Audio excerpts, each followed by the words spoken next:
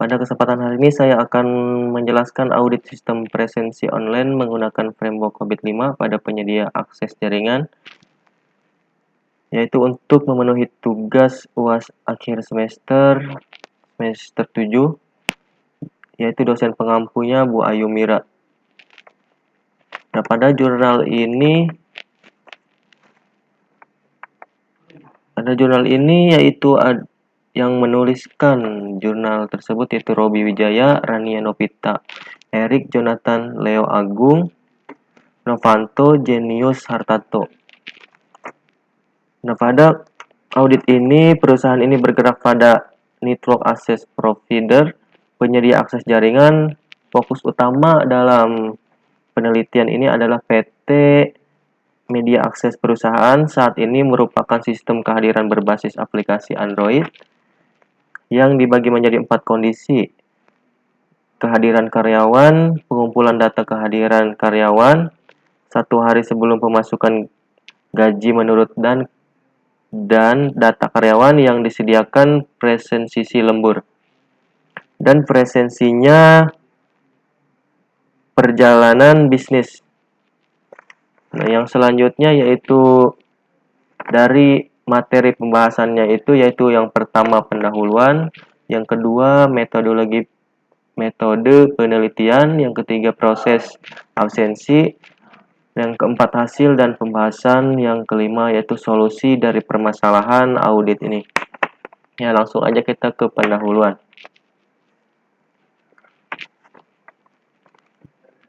Saat ini teknologi informasi menjadi bagian penting di perusahaan.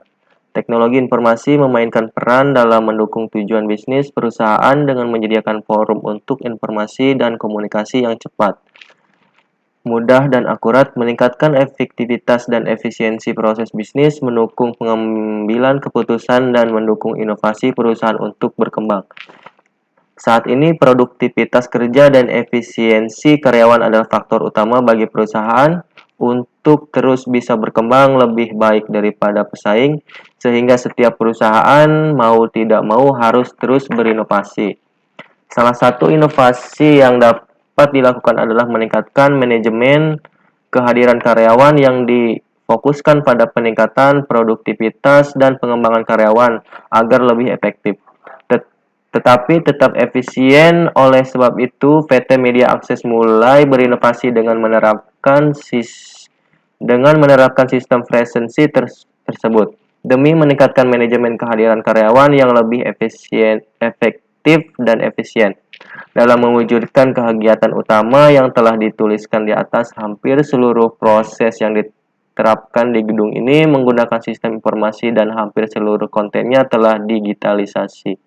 Tujuan utama perencanaan data kelola ini yaitu untuk mendapatkan hasil yang maksimal dari penerapan sistem informasi.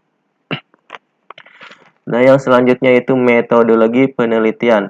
Nah, dari metodologi penelitian ini ada 4 cara, yaitu metode observasi, yang kedua metodologi wawancara, dan yang ketiga metode kuesioner, dan yang keempat studi literatur.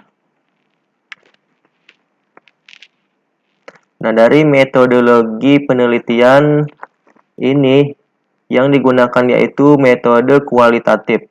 Prosedur penelitian yang menghasilkan data yang jelas. Dalam COVID terdapat arahan untuk memastikan kegiatan yang penting yang harus dilakukan yang berkaitan dengan proses tata kelola teknologi informasi suatu perusahaan. Oleh sebab itu, alat yang digunakan untuk proses mengumpulkan data dikembangkan berdasarkan arahan-arahan kegiatan yang terdapat pada framework COVID-5 ini. Data utama dikumpulkan dengan wawancara dan observasi. Nah, pada COVID-5 ini terdiri dari 5 domain, yaitu EDM, APO, BAI, DSS, dan MIA.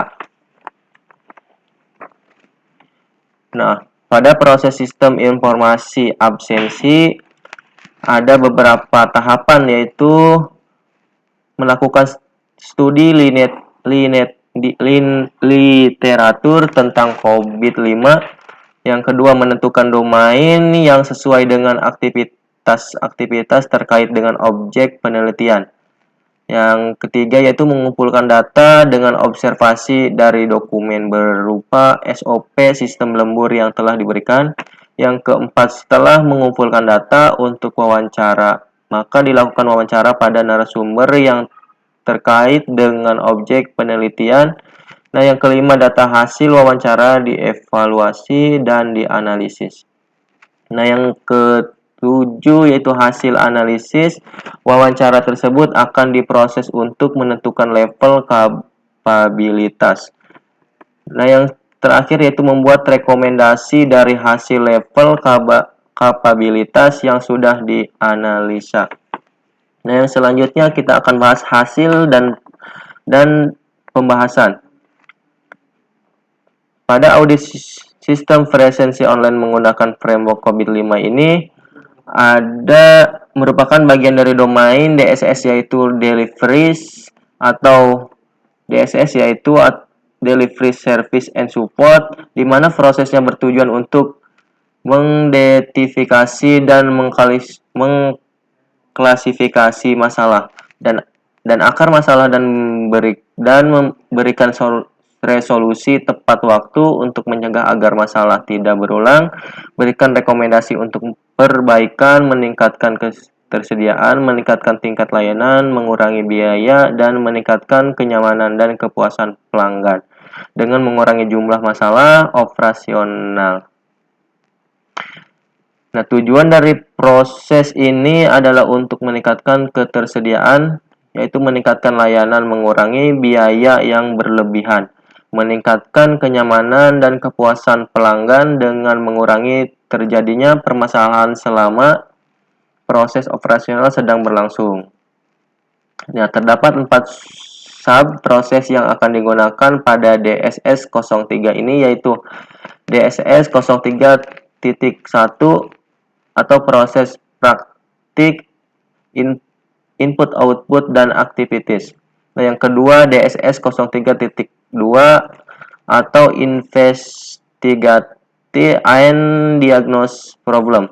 Nah, yang ketiga DSS 03.3 atau raise no error. Nah, yang keempat DSS 03.4 atau resolve and close problem. Setiap sub proses tersebut aktivitas yang dilakukan yang bertujuan untuk memberikan nilai kapabilitas. Nah, yang selanjutnya yaitu solusi dari permasalahan dari audit presensi online ini. Itu dari pembahasan yang tadi saya jelaskan telah dijabarkan di atas, bisa dikatakan bahwa perusahaan ini sudah menerapkan kategori untuk memprioritaskan masalah dan menanganinya dengan data-data laporan masalah yang ada sebelum memulai proses penanganan masalah. Perusahaan juga selalu melakukan perbandingan masalah yang terjadi saat ini. Tujuannya untuk mengetahui apakah permasalahan tersebut sudah pernah terjadi sebelumnya atau masalah baru. Nah, perusahaan juga telah melakukan pencatatan dan membuat panduan untuk menyelesaikan masalah tersebut untuk para karyawannya. Nah, dari penjelasan di atas, perusahaan sudah melakukan identifikasi, evaluasi, dan membuat solusi.